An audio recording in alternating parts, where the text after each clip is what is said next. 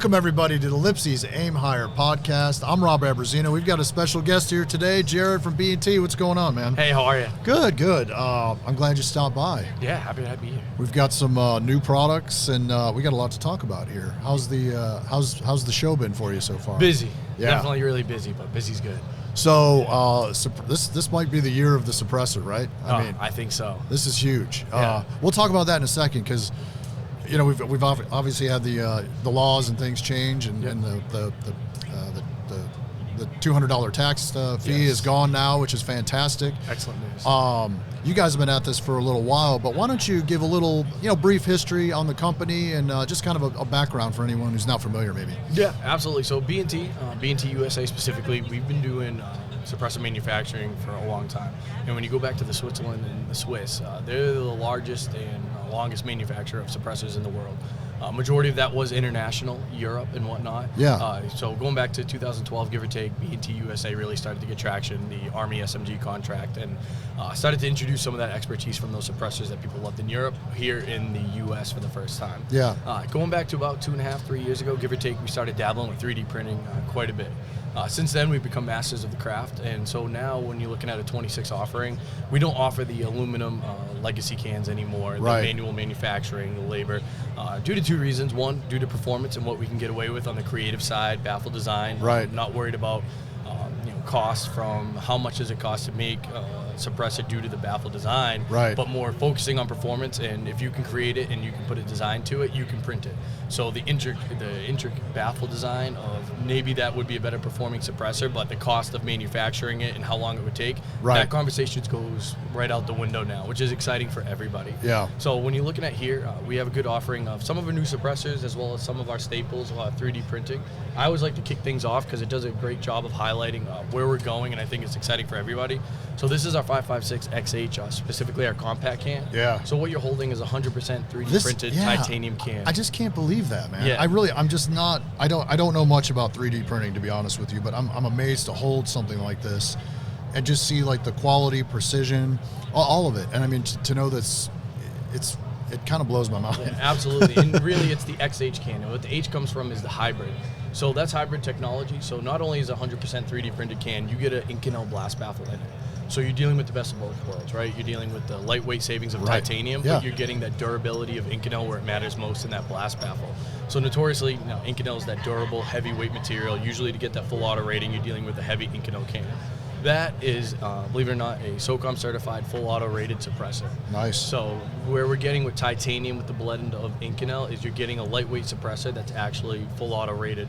That suppressor there passed the SOCOM certified testing over 80 consecutive times without failure. Wow. So it's just a very exciting time, and even to put it in perspective here, if you want to feel the difference between the full size and the SC, a lot longer on the full size, but if you put both those in your hand, you'll realize that the days of a longer suppressor having to be heavy are not the case anymore. They're nearly The weight is negligible between these two. Right, Weird. and obviously the length of the suppressor still Yeah. is a part of the conversation when you Right. need to compact your platform, but a lot of people fall into the longer the suppressor, mentally they think about weight, and especially where Yeah. that weight is on the very end, Yeah. is weighing down the front end. Not Right. the case, because especially where 80% of that weight of the suppressor is in that Inconel blast baffle, Yeah. you're looking at it right on the end of the barrel where you're not getting that front heavy platform. Right. So incredibly exciting time, not only for us, but I think for the industry as a whole.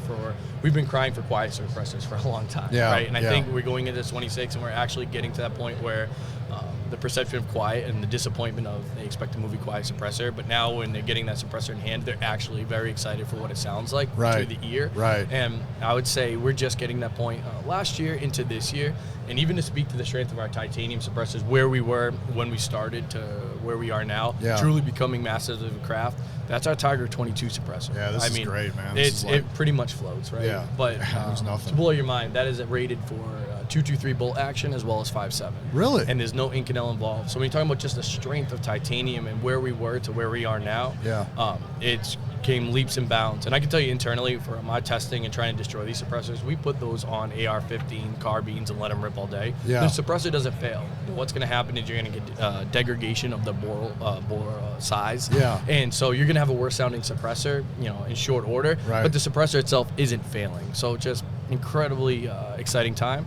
I Also, love this, man. getting into the modular suppressor. So here's an example of our SMG M9 can. Really what you're getting is 6 configurations in one. So it's going to come as a kit. You're going to get 2 different end caps. The RBS flow-through end cap, which you'll see here, which is going to be, you can have the holes in it to allow the gas escape. Yeah. But you're also going to be able to break this suppressor down at a moment's notice and run it in a short configuration as well. So really you get to pick your poison.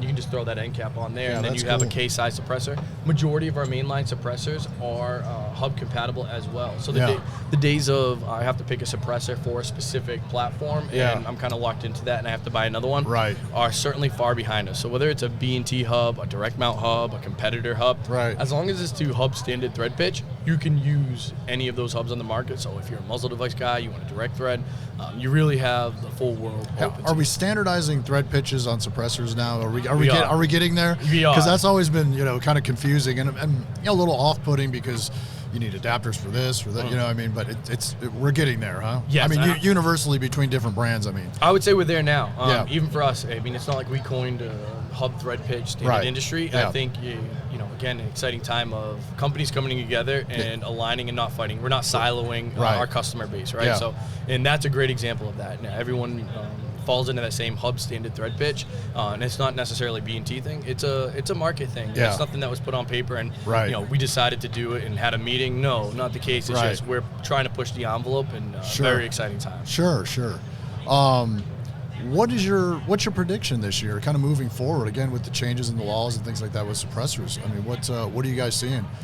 I think suppressors are going to be something, we like to coin, suppress everything, right? Yeah, right. Like very B&T thing. But I think that is going to call, the whole market, right? So whether you have an AR-15, a bolt action, there's no reason to not suppress it this time. And now you're the barrier of the $200. Right. And even when it comes to the forms and hopefully what we see later this year with maybe some removal of some other Right. requirements, we should be suppressing everything, not only for hearing protection, but just for the capability. In the times of the suppressor is going to have an incredible point of impact shift, or the cons that would usually come with the suppressor are so far behind us where you're not getting any of the cons, so why wouldn't you go ahead and suppress that platform? And especially with the RBS, where you're not having an incredible wear on your platform like Right. you once were. Yeah. Obviously some of the sealed cans would fall into that category, but Yeah.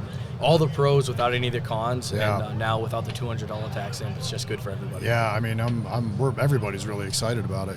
I think it's great.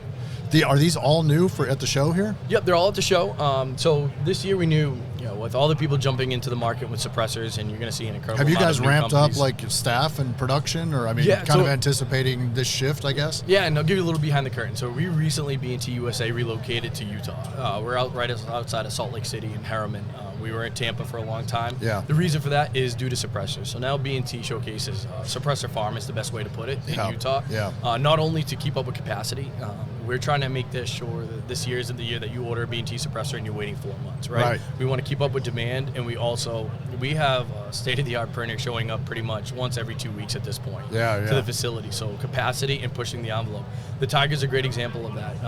Tigers are printed in a new style compared to what a Tiger was, a short couple of years ago. Right, and right. That, the 223 rating on that, the 5.7 rating, right. the quality of titanium and what we're able to get away with strength and creativity on the design, requires state-of-the-art printers, right? Yeah. A 3D printer that was printing suppressors a short couple of years ago isn't going to be able to give you that Tiger suppressor that is that lightweight, that has that strength and How long ability. does it take to make one of these? It depends on the printer. So even the same thing that we're kind of hinting at here, if it's a printer from year and a half ago, it's going to be incredibly slower to get the same type of perfection that a newer printer might be able to crank out in, say, 3 to 4 hours, give or take. 3 or 4 hours, and then you have this. And then for these suppressors here, and along with our titanium, we all know titanium's notoriously a firework out of the box, right? Every suppressor here is type 2 anodized. So an example of a raw finish here would be that suppressor there. So you can feel and see the difference. And when you feel that suppressor, you can see how if there wasn't a finish or applied correctly, you almost get a gritty to it, where on the inside it's the same thing. So you can see how those engage and create those sparks. Right. The type 2 anodizing finish that we do on inside and outside, and along with the Inconel blast off, especially on the XH, is not just cosmetic. So you can take that suppressor out of the box. You're not having fireworks out of the box. Right. So again, we're always trying to push with taking things that always had the pros Right. and getting rid of the cons and figuring out how to do that. Right. And then for us, it's a little bit more than just printing. So when this comes off, there's a little bit of manufacturing involved as well, right? You're dealing with the hub thread pitch. Yeah. You're dealing with the low flash end caps, the anodization, and even if you get one of our black suppressors, you're not missing out on the anodization. The anodization process happens regardless, and then it's coated afterwards. So a few steps that happen after the print and after it's cut off of the printer, but all part of trying to chase perfection. I'm blown away by these, man. It's so cool. I love it, man. Yeah, especially with the tie. And so even beyond moving into the modulars and some of the new offerings here, again, we knew all the new entries to market for suppressor companies, big and small. Yeah. Everyone's going to have a new 556 suppressor. Sure. We are incredibly proud and love where our XH556 suppressor is. So this year for SHOT Show, as in regards to new offerings, we wanted to have an emphasis on bolt action precision platforms. So to kick things off there, what you're looking at here, both of these suppressors are going to come in black. Yeah. We just have them here in the show in the Type 2 anodized Swiss gray. Yeah. This is our reflex suppressor. So cool. 308 sealed can, and intended for bolt actions precision. So where it's a sealed can, we're not worried about gas exposure to the shooter. Right. Sealed system. Over the barrel suppressor with a 5/8 insert in there. So it's a direct thread suppressor, and as much as you're going to hold that and think that's incredibly long, you got to imagine that your barrel is going to come all the way down to here to that direct thread unit. Right. Over the barrel harmonics. Right. However, if you did want to, I can show you here, you can go ahead and break that suppressor down and then remove the reflex portion of that suppressor on your bolt action, and depending on the barrel and what you're dealing with for that platform, you can go ahead and run a 5/8 direct hub in there as well. So again, not trying to box anybody into anything. Right. Always have a plan B option, or maybe you have a different platform that calls for something a little bit better.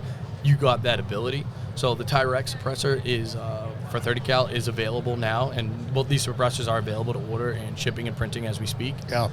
As well as the still suppressor. And Do we have all these currently? Or they're coming our way? Yeah. Okay. Yeah, absolutely. Yeah. And then this is our still suppressor. So that is available, and when you talk about lightweight, you can feel from the size of that can. Yeah, this is great.